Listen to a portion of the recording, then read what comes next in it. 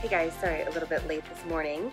Hope you're all doing great, whether you're watching live or joining us later for this coffee talk segment. Although I'm going rogue this morning, I'm using lime and water, hot water, because my sister-in-law, my gorgeous Brazilian sister-in-law, all Brazilian women are gorgeous, aren't they?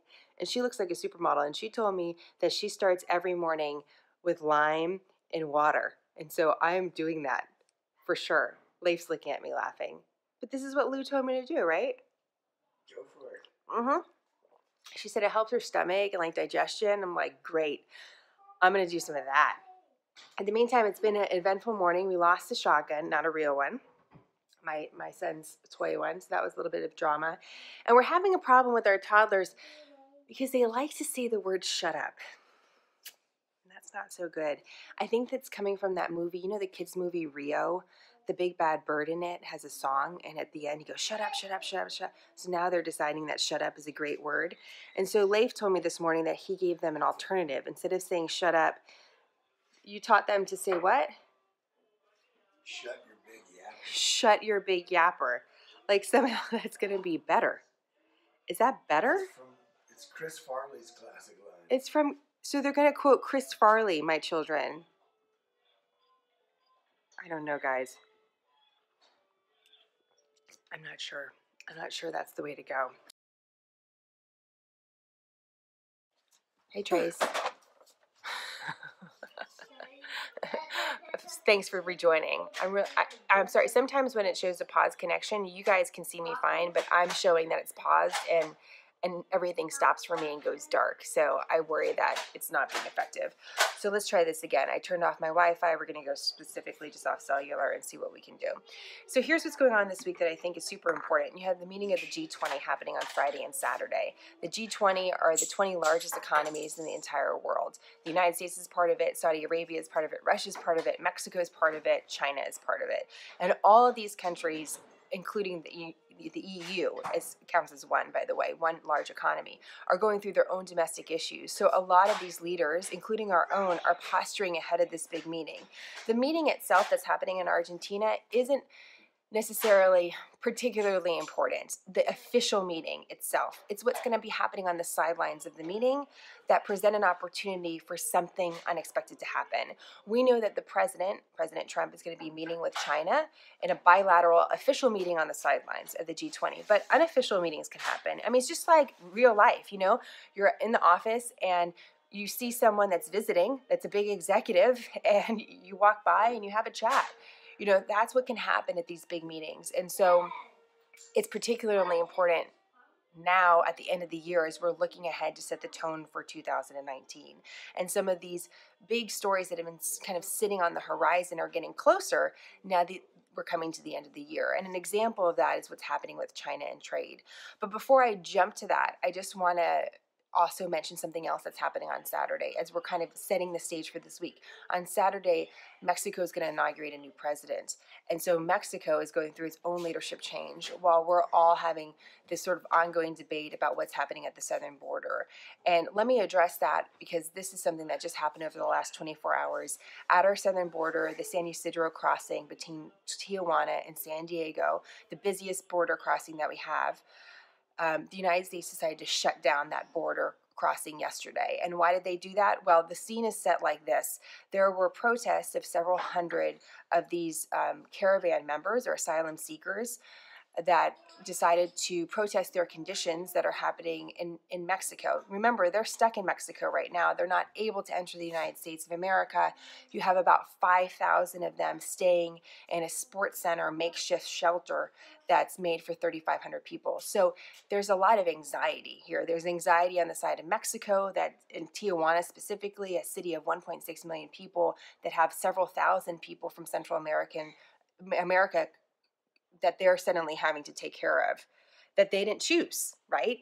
You have the asylum seekers themselves, and we included a quote from one of them on our page today that said, wait a minute, I didn't realize this was going to be this hard.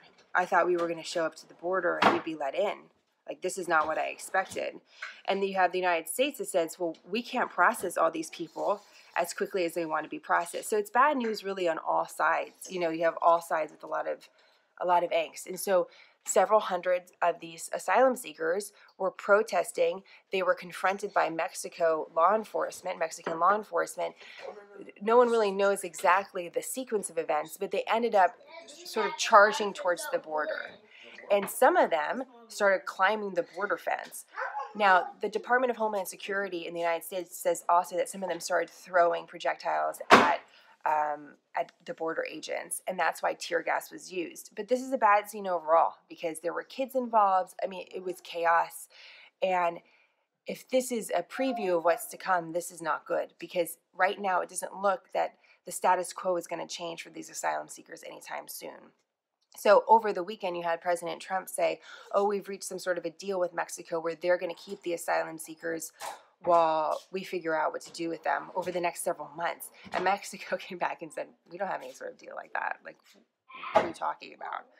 Now, remember, if, let's say I'm an asylum seeker, let's say I'm one of the 22-year-old men that was also quoted by the New York Times that says he's going to try to charge the fence again and jump over it illegally. If I jump over the fence illegally and I get into America, I can look at the border agents and say, this is our current law, and say I'm an asylum seeker, and I have to be processed as an asylum seeker because that's my right. Whether I enter the country illegally or not, I can apply for asylum. And so President Trump wanted to change that law to deter border crossers. And just last week, a judge said, no, you cannot change that law. It still stands legal. However someone gets in this country, they're able to apply for asylum. That's the orders. So those are a couple things that are percolating. But in the background of all of this, just remember, first full week of December, Congress has to pull together a spending bill. And part of that spending bill, as you know, President Trump has wanted billions of dollars to build the border wall. And he now is dealing with a Congress that's going to shift, right? More Democrats have been elected to the House. The House will now be, the majority will be Democrats. And so this is a spending bill that still has the Republican majority. Whether or not that means they can get anything done, we'll see. But President Trump wants money for a border wall. And now he has what's happening at the southern border as an example, and he feels he has leverage, potentially. Whether or not he does, who knows? But could we be confronting a government shutdown right before Christmas because of this? That's a lot, right? But I just want you to have an idea of what's going on, okay? So I think it's, I get a little frustrated with these stories as not being able to witness what happened at the southern border because... Give it to me. No. Give it to me. No. Give it to me. Get a little frustrated because, words matter. Did the protesters storm the border? Did they rush towards the border? Did they try to overwhelm the border?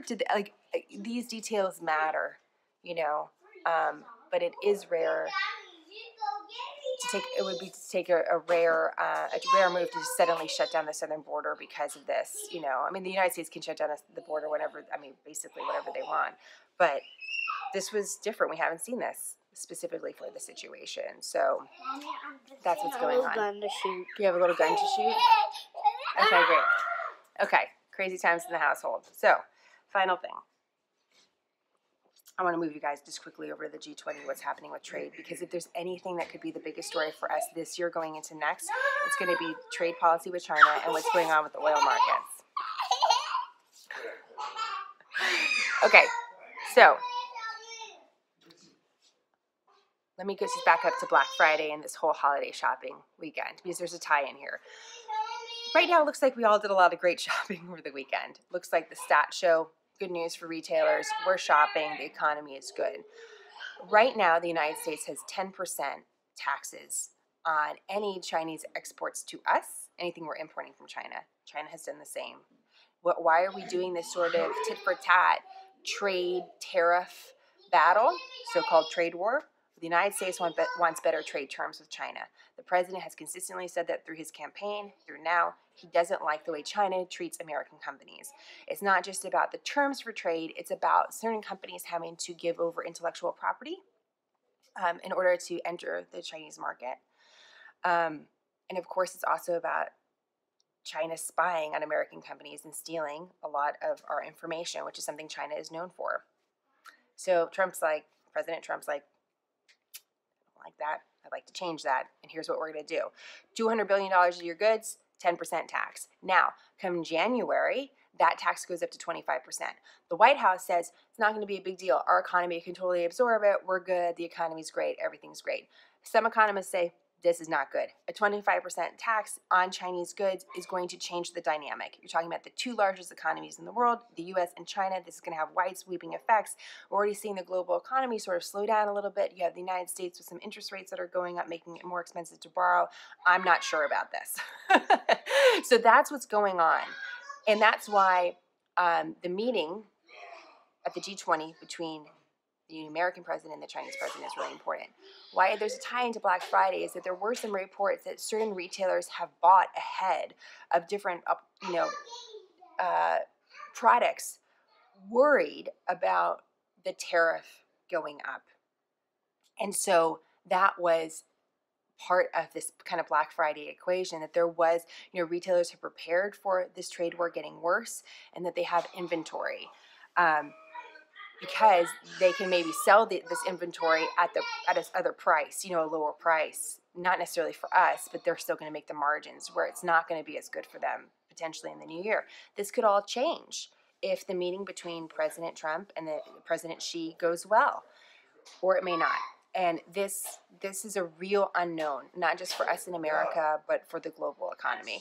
So I just want you aware of that. It's not anything that's going to, snap in, over the next couple of weeks, but come January, it can. And that, along with just, watching what's happening in the oil markets, which we're going to talk a little bit about later on this week, I think are some things to watch for the economy overall. That's our alarm system. Okay. So again, just when you're hearing the news this week, you're hearing the president say something, you're hearing, something that's happening overseas. There's been something going on between Russia and Ukraine. We'll get into that. I know there's been a request for more information on that.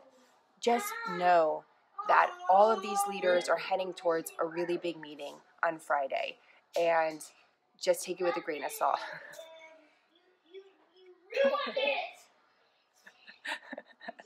This is what we do to our children when they misbehave. We hang them upside down in our household. It's totally fine.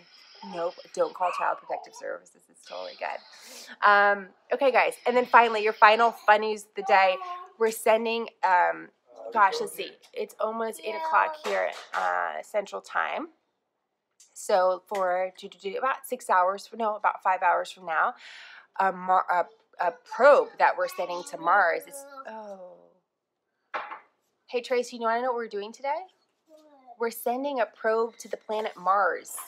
Broken lightsaber. Not a broken lightsaber. That's not a metaphor for the probe. But it's supposed to enter into Mars, land on what's called the huge parking lot, which is this big kind of area that the probe is supposed to land, and then it's supposed to burrow into the planet and give us a lot of really important information. America is the only one successfully that has landed on Mars. Booyah. Okay. But we're not sending people into space anymore, so we're going to need to work on that a little bit. If we're ever going to go to Mars, apparently we have to do some more practicing. I'm sorry. But this is happening today, so it's just a reminder that anything is possible. Now, it could go bad, but you could actually watch it live at 2 o'clock Eastern on NASA's website, so check that out. Okay? All right, guys. Have a great day. I think we covered quite a bit. Okay, Trace, can you say bye? Have a great day. We're going to need to work on that, but, we have to sign off. It has to be graceful. There has to be an end. What are you going to do? Okay. Billy is one of our folks that's watching, Billy Gazaway, a friend of ours, and I just want to point out we have people watching this from all over the world, which I really love, but Billy is currently in a deer stand right now with headphones on, watching this live because he's dedicated. Thank you, Billy, and I hope you get a good one. Okay, guys, and I'm sorry about that connection problem this morning. They're not a sponsor yet. They don't get to be shown. Okay, guys, have a great day. We'll continue to check out our news. Tell your friends about SmartHER News. Let us know what we can do better. I appreciate your support again.